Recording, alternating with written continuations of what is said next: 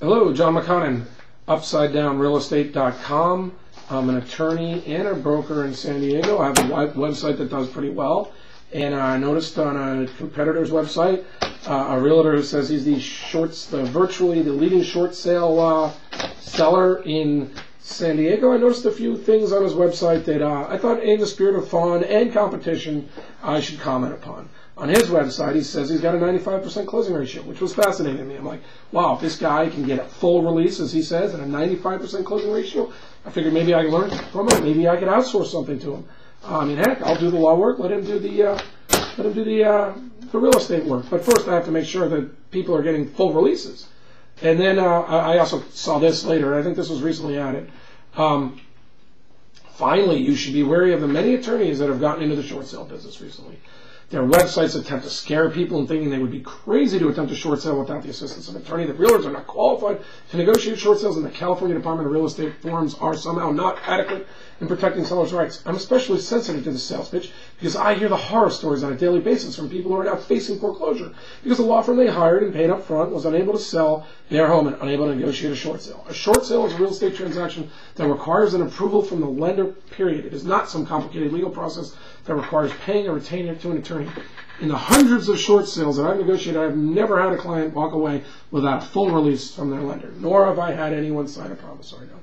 Well, some of those claims, some of that stuff's on my website. The horror stories of clients, not mine. I think I know two that have left after I asked them to get another realtor because I couldn't get good offers on their properties. I got an offer on one of them. It was too low. I'm like, it's either my marketing or your property, but you still got plenty of time. So maybe you should listen with another realtor. I thought that was a pretty good business decision for them. I got a couple of realtors that have a tough time in the brokerage. I have another one that does great. I think a lot of you out there know how tough it is to get short sales done. We've got buyers walking. We've got banks going bankrupt. We've got and being taken over by others, and short sale departments being reorganized. I mean, there's horror stories, but I think the important thing is that the clients, if the short sale gets done, get released from the deficiency.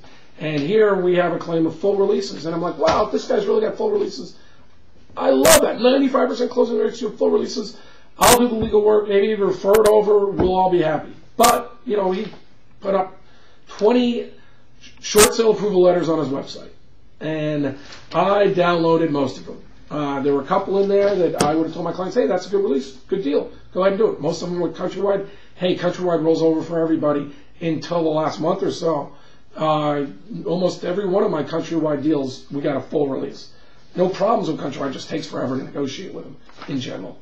But now I've got Wells Fargo letters where Wells Fargo's releasing, these are from his website, by the way. I've got my own, but I'm going to use these as a sample because I usually tell my clients to hold out for written releases where the loan and the lien are released. Here we see a mortgage of deed of trust on the property being released by Wells Fargo. That's number 20 on his website.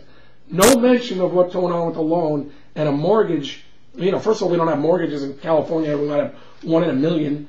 And besides, I'm also a lawyer in a mortgage theory state, Florida. Mortgages are, in Florida, the lien. They're the same as the lien. A mortgage is not a loan. It's improperly used by people in the business and by the public.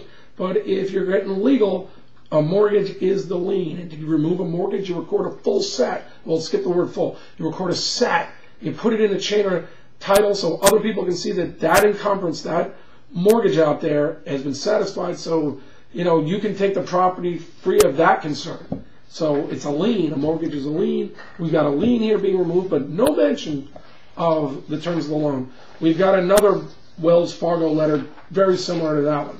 So that was number 18 from Wells Fargo. Then we got number 17, which is CIT. The CIT is saying that there's a final demand statement, final payoff demand statement. Well, that's what many lenders call this letter that goes to the escrow company. They call it they say this letter will substitute our demand statement.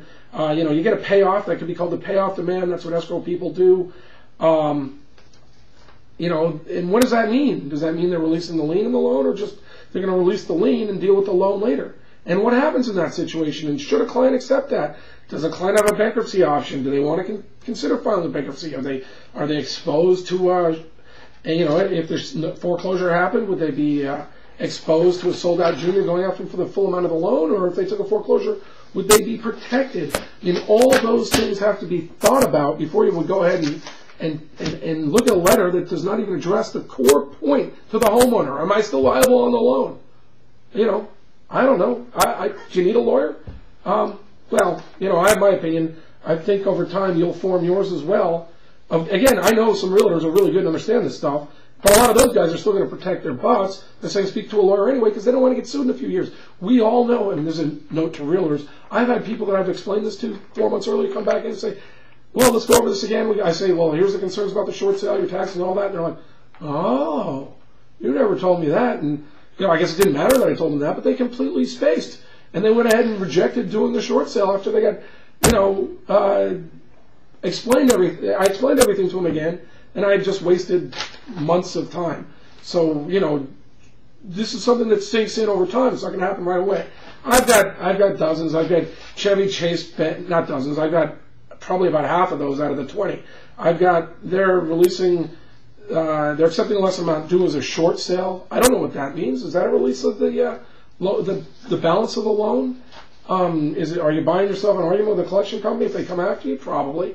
Are you going to win? I don't know. Is that what you want to do if you got a salary and assets and a future to be concerned about? If you want this eventually to end so you can go about rebuilding your credit? I mean, you tell me.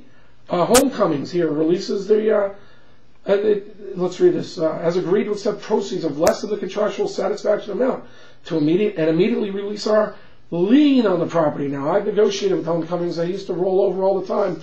There should be no problem, although they may have gotten difficult lately, as they all have. You could have called them up and said, come on, give me a break. In fact, that was my negotiation strategy. I called the woman up, negotiated the file, I go, give me a break. And she goes, okay. And she released the lien in writing, no worries about what was going to happen in the future.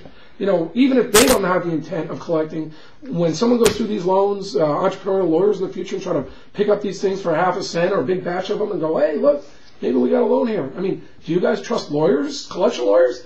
That's something you got to think about. We got a Chase again, release a lien.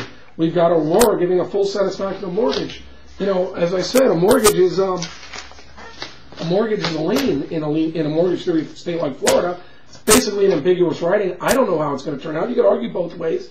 Is it enough to go to the bank on? Well, that depends on your assets. It depends on whether you're going to consider bankruptcy. But, you know, I'm running out of time. I'm going to do this more. Once again, this is just for education. There's plenty of business.